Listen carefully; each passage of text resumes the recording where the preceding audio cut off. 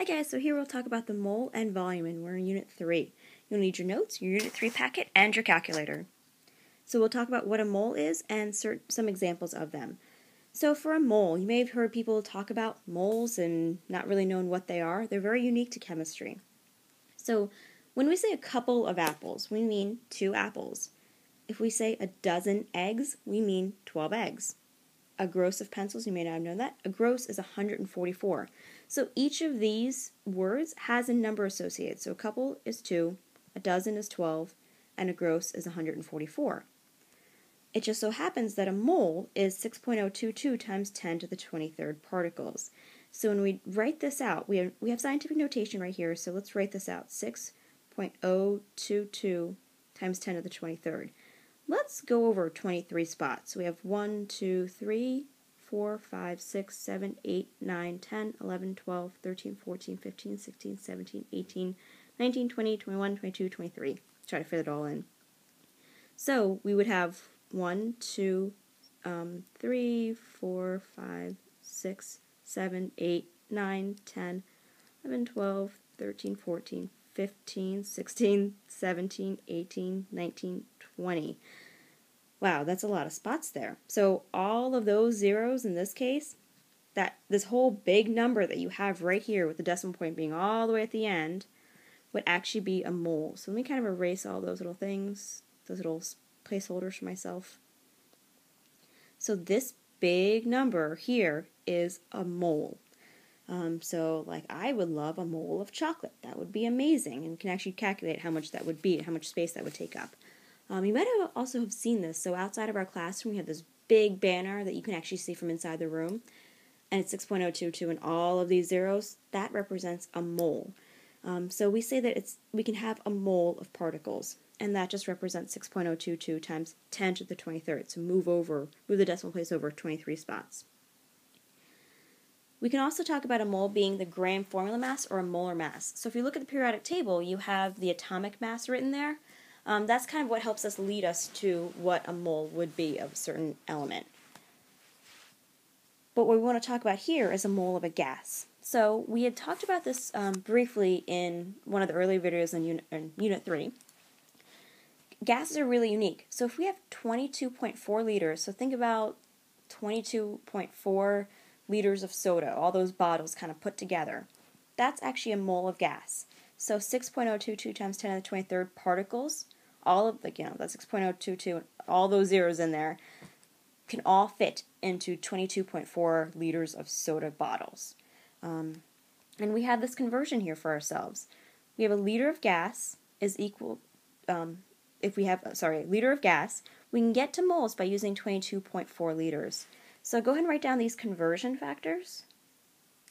And conversion factors are really important. We'll definitely need these for the next few lessons as well.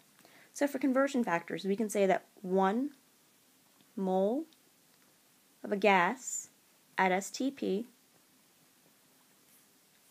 over 22.4 liters of a gas at STP. So that's this one conversion. We can also flip it. We can have 22.4 liters of a gas, assuming STP, over 1 mole of a gas. So we'll need these conversion factors when we're using dimensional analysis to try to figure out how many liters or how many moles we'll have of a certain gas. So let's go into some example problems. We have 1.00 moles of H2, and I want to figure out how many liters there are in here. Okay, so I know I had my conversion factors from before. I'll write them up here at the top. So 1 mole of a gas, whatever that gas might be, in this case it's H2, it's equal to 22.4 liters of that gas. Or I can write it out, 22.4 liters of the gas over 1 mole. Okay. And I need to emphasize this. Later on, Unit 4, we'll go through concentration and we'll talk about liters again. That's for solutions, like if we mix like a salt and some water or something like that. These are for gases only, so those gas particles that are just moving all around. So here we have to figure out for number 1, which one of the 2 conversion factors to use. So I'm going to write down what they give us first, 1.00, and I'm going to make sure I keep that decimal in there and those zeros in there because they're important for sig figs. So 1 mole of H2. I'm going to set it over 1 just to make it more comfortable for myself, and I want to convert this over to liters. So I want to pick one of the two, number 1 or number 2, so that I can get liters as my final answer. Now I'm going to pick one of the two that I can cancel out moles as well. So if moles is on the top, I also want moles on the bottom. So I'm actually going to pick choice 2. That's 22.4 liters of H2 over 1 mole of H2. I can cancel out moles of H2 and I'm left with liters of H2, which is exactly what I want. So when we do this, I can have 1 times 22.4, so it's 22.4 liters of H2. We'll check for sig figs. Number 1 has 3 sig figs, 22.4 also has 3 sig figs, so my final answer has 3 sig figs. So this again is what your perfect answer would be. Go ahead and pause me, do number 2 or give number 2 a shot, and then come on back. So for number 2, I'm going to start out with the number that they give me, 3.20 moles of O2. I'm going to set it over 1. The reason I'm setting over to 1 is just because some people are more comfortable with this when it comes to fractions. So again, I'm going to choose whichever one I can get rid of moles on the moles and keep liters on the top. So in fact, I'm going to choose number 2 again, 22.4 liters of a gas over 1 mole.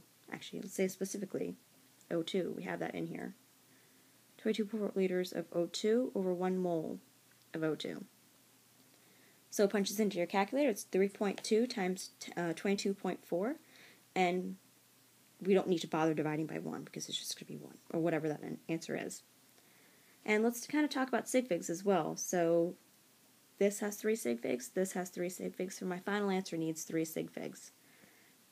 When I punch this into my calculator, I end up getting like 71.68, etc. So again, I want 3 sig figs, so I'm going to use 1, 2, 3, cut it off right there. So I have 3 sig figs in the beginning, and I'm going to check to see what that 4th number does to my 3rd number, and it brings it up. So this ends up being 71.7 liters of O2. And make sure that decimal's big and bold for me. I'm getting older, guys. Alright. Go ahead and pause me, do number 3. So for number 3, I have 0.75 moles, 750 moles of N2 over 1.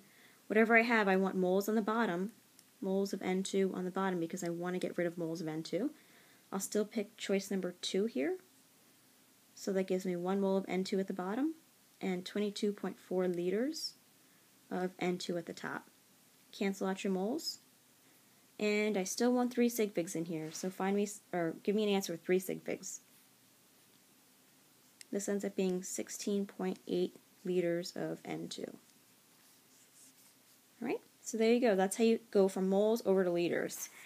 Now let's talk about the opposite, going from liters over to moles. So I'm going to write those conversion factors again at the top for myself, just to remind myself what I have. So I can do 1 mole of the gas over 22.4 liters of the gas. Or I can do, and that's equal to 22.4 liters of the gas at top. There's supposed to be an L there. There we go. Or over 1 mole of whatever that gas is. So here I have 5.0 liters of H2. I'm going to write that down first. That's what they gave me, so I'm going to put that down. I'm going to set it over 1 to make it easier for myself as a fraction. And I want to get rid of liters. I want to go into moles. So I'm going to make sure I have liters of H2 down here and moles of H2 at the top. So I'll choose choice 1, 1 mole over 22.4 liters. So when you write this out or put this into your calculator, it's 5 divided by 22.4. Let's take a look at sig figs. This has 2 sig figs. This has 3 sig figs. So I want to make sure my final answer has the lowest number of sig figs since I'm multiplying and dividing, so that will end up with 3 sig figs. So if we have 0.25 223 once you put this into your calculator. That leading zero is not significant. They're never significant, but we're going to go over 2 spots, 1, 2. Put a line there, see what that 3 does to that 2, and it doesn't do anything. So it's 0.22 moles of H2. You have to make sure that the unit includes whatever element that we're using or whatever compound that we're using, because later on we'll go between different compounds, so we want to make sure that we're good to go. Alright, pause me, do number 7. Okay, so for number 7, we have 100 liters of O2. Set that over 1.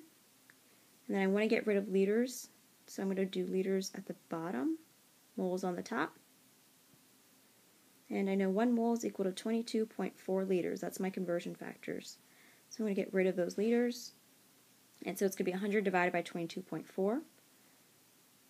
My calculator gives me like 44.464. Let's look at sig figs. So this has 3 sig figs because there's a decimal right there. It's 3 units in there, or 3 numbers, excuse me, 3 digits. That also has 3 sig figs. So I'm going to go 1, 2, 3. That 4th number doesn't do anything to that 6, so it's 4.46 moles of O2. Alright, and pause me, do number 8. Okay, so 8 is 28.0 liters of N2 over 1. I want to get rid of liters at the bottom. I'm going to get rid of liters, so I want to put liters at the bottom. I have moles of N2 here, so I can use 1 mole, 22.4 there. Liters, get rid of them. So when I punch this into my calculator, it's 28.0, or 28 divided by 22.4, and that's 1.25. And my unit ends up being moles of N2. So these aren't bad. Make sure you know how to set up these conversion factors for yourself. And then just remember, you want to get rid of, if whatever unit you have, you want to convert that into a different unit. You get rid of it by making sure that unit from the conversion factor is on the bottom. Okay. So to summarize, a mole is just 6.022 times 10 to the 23rd particles. It can also be, a mole of a gas would be 22.4 liters. So all of those numbers of particles can fit into 22.4 liters of soda. And use your conversion factors to make sure that you can convert between one unit to another. Have a great day, and we'll practice this later. Bye.